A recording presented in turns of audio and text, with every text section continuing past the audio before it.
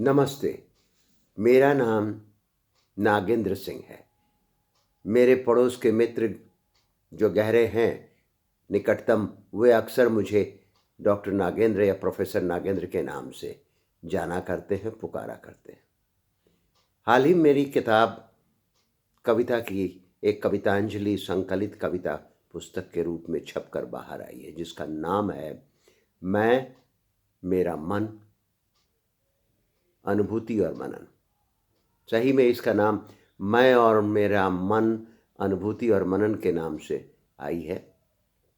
प्रकाशक का मैं शुक्रगुजार हूँ कि कविताओं के दौर में जहाँ कोई पढ़ने की इच्छा नहीं रखता, पुस्तक को खरीद करके कम से कम प्रकाशक ने मदद की और इसे बाहर छप कर निकालने में भरपूर समय पे लाने की भी कोशिश की। जो विश्व हिंदी दिवस में इसका प्रथम लॉन्च किया गया, विमोचन किया गया, और 26 जनवरी के पहले 25 जनवरी को मुख्य विमोचन फिर हमारे मित्र और मुख्य अतिथि प्रोफेसर वजाहत की उपस्थिति में की गई, जिसमें बड़े सारे मित्र, मेरे मनोविज्ञान से जुड़े हुए, व्यवहार विज्ञान से जुड़े हुए, मेरे पेशे से जुड़े हुए मित्रों ने उसमें सहभागिता दिखाई और शामिल हुए। इस पुस्तक की कुछ बारीक चीज़ें हैं, मैं हल्का सा बताने के बाद एक आध कविता पढ़ना चाहूँगा, वो भी उसका कुछ हिस्सा बताना चाहूँगा। वैसे तो कविता लिखने का शौक़ मुझे पहले से था, लेकिन धीरे धीरे उम्र और तजुर्बे ने कविता का रंग बदलना शुरू कर दिया। मुझे याद है बचपन में मैं और जवानी में भी प्रारंभ के दिवस में कविताओं का रूप रंग बिल्कुल अलग होता था, जिसमें हंसी मजाक, दौड़ धूप, ऊर्जा से भरे कविताओं का एक अलग नखरा रहता था। मेरे दोस्त मेरी कविताओं को सुनने के लिए इर्द गिर्द बैठा करते थे, तालियां बजाते थे, खूब मजे लेते थे, मैं भी लिया करता था। लेकिन जैसे जैसे तजुर्बों का रंग बदलता चला गया, जैसे जैसे मेरी सोच में बदलाव आने लगी, जैसे जैसे मेरे अध्ययन और भिन्न भिन्न तजुर्बे का उतार चढ़ाव चलता गया, कविताओं का रंग बदलता गया। पिछले 3-4 सालों में मेरे निकटतम मित्र से जो गहरी दोस्ती बनती चली गई, जिन्हें मैं अड्डे के नाम से जानता हूँ, जहाँ हम लोग अक्सर योगा करने जाते थे, हंसी मजाक करते थे, वो केंद्र हम लोगों के लिए और ख़ासकर मेरे लिए कविताओं का संगम हुआ करता था, जिसमें मैं सुनाता और लोग तालियां बजाने के लिए इंतज़ार किया करते थे। आज वो पुस्तक बाहर आ गई है। मेरे कुछ मित्र मुझे प्यार करते हैं, कुछ मित्र मेरी कविताओं से प्यार करते हैं, कुछ मित्र मेरे उपस्थिति से प्यार करते हैं, लेकिन सबों के प्यार की वजह से कुछ लोगों ने किताब खरीदा, पढ़ना शुरू किया, और किताब की रूपरेखा यही है।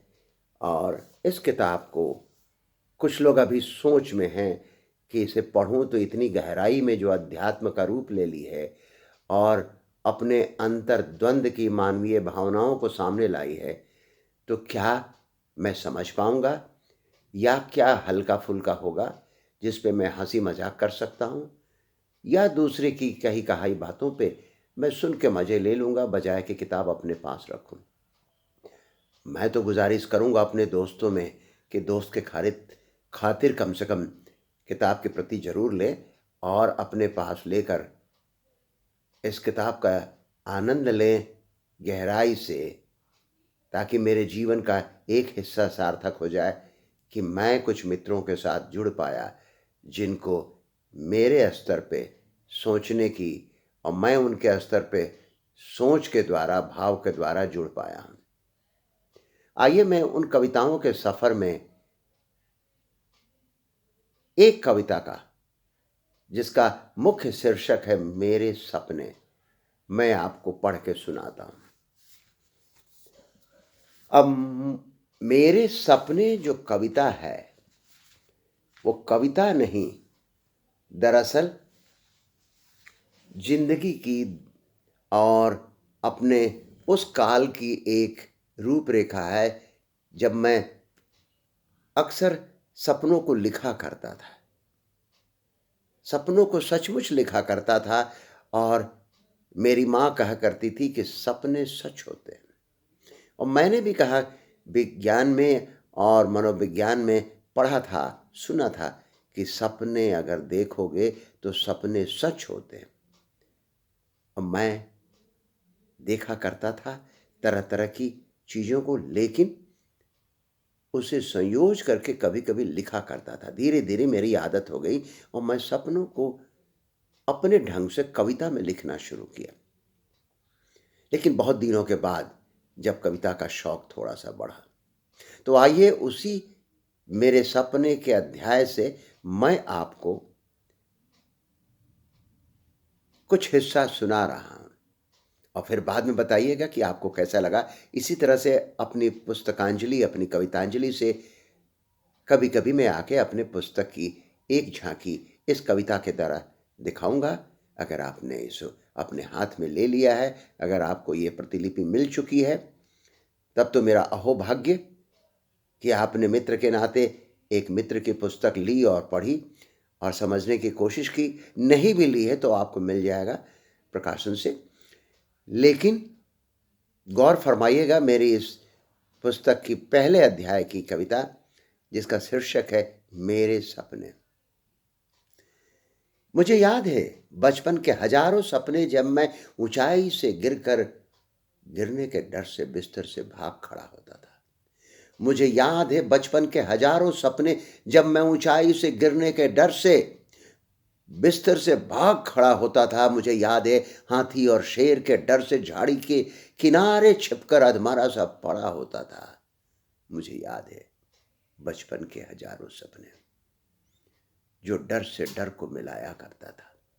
मुझे हजारों सपने याद है बचपन के, जो मुझे मेरे डर से मिलाया करता था।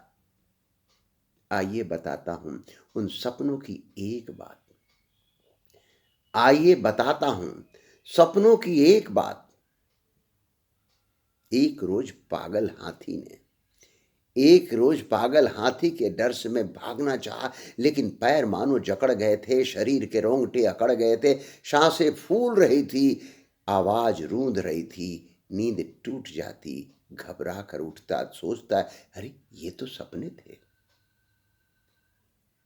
सांसें फूल रही थी, आवाज गले के अंदर रूंध रही थी, नींद टूट जाती, घबरा कर उठता और सोचता अरे ये तो सपने कितने डरावने पर आधे अधूरे थे। मुझे याद है मानो अनदेखी बेड़ियों में हम जकड़ गए थे। मुझे याद है मानो अनदेखी बेड़ियों में हम जकड़ गए थे, और एक समय था जो सचमुच में माहौल में, अब यहां मैं अपनी व्याख्या दे रहा हूं, एक समय था सचमुच में ऐसा माहौल था बाहरी संघर्ष का कि न जाने सपनों के रंग भी इसी तरह से होते थे। एक समय था माहौल भयानक, जीने का आदी था मैं, भय से निर्भय बनता चला गया। एक समय था जब भय से निर्भय मैं होता चला गया और बचपन के सपनों से आगे चलता गया। उम्र की ढलान पे न जाने, पता नहीं, हाथी और शेर भी बदलते चले गए। उम्र के ढलान में न जाने हाथी और शेर के सपनों के जाल से मैं कब निकलता चला गया। शायद बहादुर होता चला गया, शायद निडर बनता चला गया। अब तो कुछ और दृश्य आते हैं,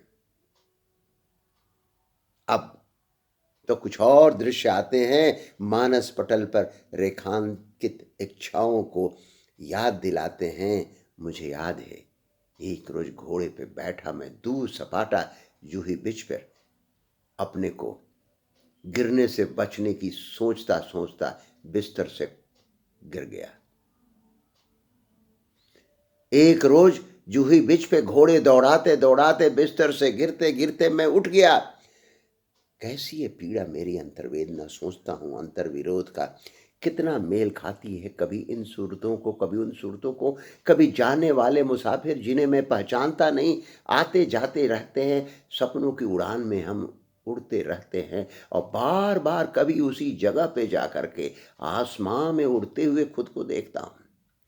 बार बार उसी जगह पे जाते हुए मैं खुद को आसमान में उड़ते हुए देखता हूँ और छत से अपने निकल जाता हूँ, जिस छत में मैं बचपन में कभी पतंग उड़ाया करता था। सपनों को उड़ान में मैं सोचता कि क्यों बार बार वही सपने मेरे पास आते, मैं उनके पास जाता, क्यों मैं बार बार किसी न किसी बहाने उसी मकान पर पहुंच जाता। याद में खोया सपनों की उड़ान में मैं अपने सपनों को देखता और जिंदगी के सत्य को देखता। उठता, अब मैंने लिखना छोड़ दिया है। मेरे सपने मेरे लिए अर्थ तो देती हैं, लेकिन लिखने की ताकत कम कर दी है। तो इस अध्याय की एक छोटे से हिस्से को मैंने प्रस्तुत किया। अब मैं यहाँ पर थोड़ा सारांश कहना चाहूँगा कि कविता जो भी होता है, कवि अपने अनुभव का एक सार लाने की कोशिश करता है। मैंने इन सपनों को सचमुच में देखा और इन सपनों को संयोज के रखता था। चूँकि मैं ड्रीम वर्कशॉप एक आध बार अटेंड किया था एक बहुत बड़े वैज्ञानिक के, मनोवैज्ञानिक के कोर्स में, और उन्होंने कहा कि सपने ज़रूर देखिए और जो सपने आप चाहेंगे वही देखेंगे। लेकिन मैं देखता था कि ये सपने मैं चाहता नहीं था, ये चली आती थी, तो मैं क्यों देखूं इन सपनों को जो मैं चाहता नहीं। तब से मैंने सपनों को देखने की चाहत कम कर दी, और जब से मैंने देखने की चाहत कम कर दी, मेरे सपनों का रंग बदलता चला गया। मेरे सपने तरबूजे की रंग की तरह अपना रंग बदलती चली गई और मैंने जिंदगी की यथार्थ को करीब से देखना शुरू किया। और उस यथार्थ को छूने के लिए मैंने लेखनी फिर उठाई और सपनों से हटकर यथार्थ पे, अपने अंदर के यथार्थ को, अपने बाहरी यथार्थ के चुनौती को समझने की कोशिश करने लगा। तो आज मैं अपनी पुस्तक के पहले पाठ को विस्तृत चित्रण तो नहीं कर सका, लेकिन पहले पाठ के मुख्य अध्याय के एक हिस्से को आपके सामने प्रस्तुत किया। अगर आपको ये ठीक लगा तो मुझे ज़रूर लिखें।